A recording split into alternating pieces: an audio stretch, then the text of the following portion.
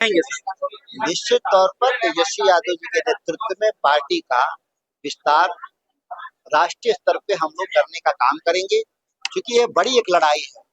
जिस लड़ाई में एनडीए के लोग दिल्ली से आकर के बिहार के चुनाव को जिस तरीके से उन्होंने प्रभावित किया, जो केंद्रीय जो उनकी एजेंसियां हैं, जिनके दबाव, उनके प्रयोग, उनके दुरुपयोग और चुनाव आयोग के अधिकारों का अतिक्रमण करते हुए जिस तरीके से बिहार के चुनाव को इन लोगों ने प्रभावित किया है, इसीलिए निर्णय है कि पार्टी केवल बिहार में नहीं, राष्ट्रीय स्तर पर एनडीए का मुकाबला करने के लिए एकजुट होने का काम करेगी तेजस्वी यादव जी के नेतृत्व में। देखिए, एनडीए का कहना है कि परिवारवाद हो रहा है आरजेडी में, इधर से उधर बस पोस्ट कर दिया गया, बाकी को मौका नहीं दिया है।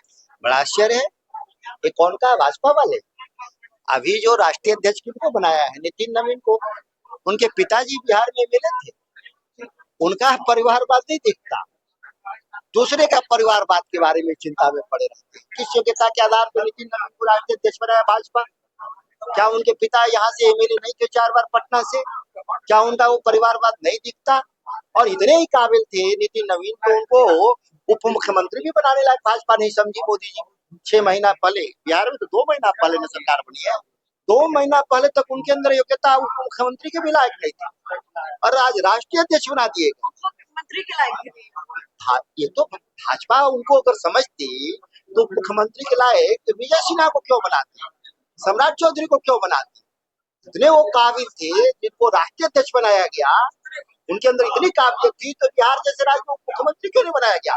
जबकि ये तो 2 महीना पहले बिहार का चुनाव है।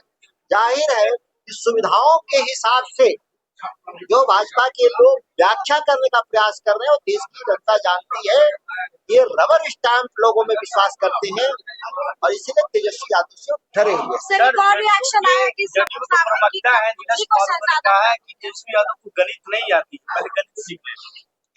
नीरज जी को, नीरज जी सच में बहुत काबिल आदमी है, पढ़े लिखे आदमी है, कई दिनों से घूमते हुए वहां पहुंचे, लेकिन नीतीश कुमार उनको एमएलए का चुनाव लड़ने लायक नहीं समझा। उनकी जगह पे एक माफिया को चुनाव लड़ाते हैं अनंत सिंह।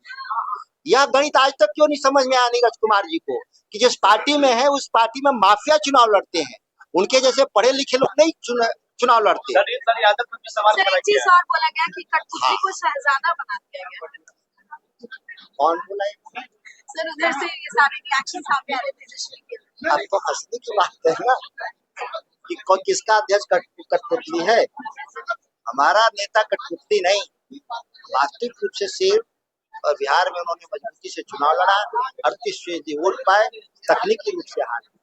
अब वो डरे हुए हैं कि हमारा राष्ट्रीय स्तर पे पार्टी का विस्तार होगा, जिससे वो बहुत दुखी है। सर, आपराधिक मामले जो बढ़े इसको लेकर क्या बोलेंगे? जैसे पहले पुलिस प्रशासन की जो कार्रवाई देखने को मिली, अब तो साफ जाहिर है इस्तीफा देना चाहिए सरकार में बैठे लोगों को। वो तो कह रहे थे कि दुर्घटना में मौत हुई थी उस बच्ची का, लेकिन ये तो साबित हो गया कि गैंगरेप और उसके बाद हत्या है। तो अभी तक कार्रवाई नहीं, अभी वो अपराधियों को चिन्हित नहीं किया लोग।